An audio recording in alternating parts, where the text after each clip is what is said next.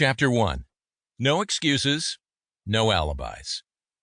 The final chapter of Think and Grow Rich identifies the common excuses for not succeeding in life, or for failing to even start on the road to success.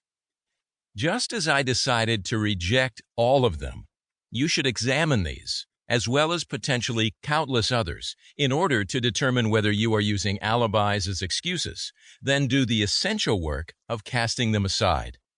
Here are some of the ifs identified in Think and Grow Rich that are used as alibis. They're lightly edited.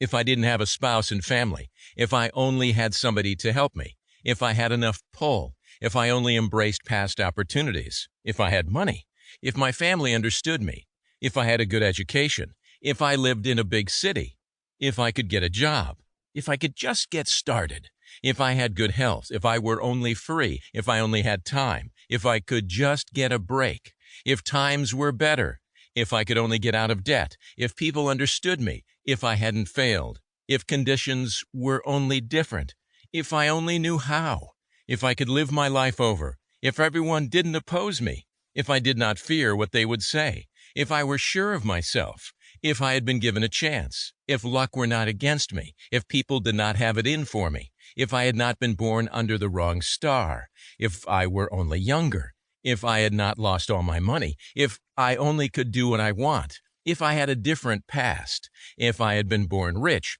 if I only had a business of my own, if I could meet the right people, if other people would listen to me, if I had the talent that some people have, if I had courage to see myself as I really am, if I could save money.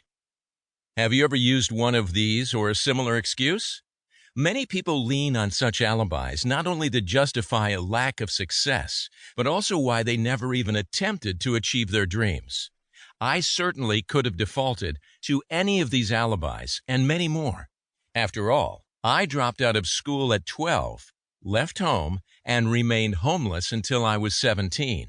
Yet I learned to reject all of the ifs, as should you. Ignore luck.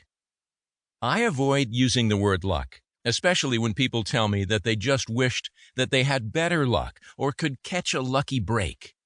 They may believe that success, especially financial riches, come to the lucky, and they look for some way to become that lucky gambler. But if you think this way, just as the house always wins in the long run in a casino, so life will beat you down. As I demonstrate on my own journey to success, I never expected lucky breaks, though I did pivot instantly to take advantage of clear opportunities. Ignore fear. In addition to the ifs, the last chapter of Think and Grow Rich also covers the 6 basic ghosts, or fears, that often hang over people, preventing them from achieving success. The fear of poverty, the fear of criticism, the fear of illness, the fear of losing love, the fear of old age, and the fear of death. But I overcame the fears, as well as what Hill calls the 7th basic evil, susceptibility to negative influences. I began with nothing, gained great wealth many times, lost that wealth, and then rebuilt and surpassed my previous accomplishments. I ultimately triumphed over the constant negative influences that surrounded me in the world, particularly those naysayers who insisted that I would never achieve what seemed to them an impossible goal.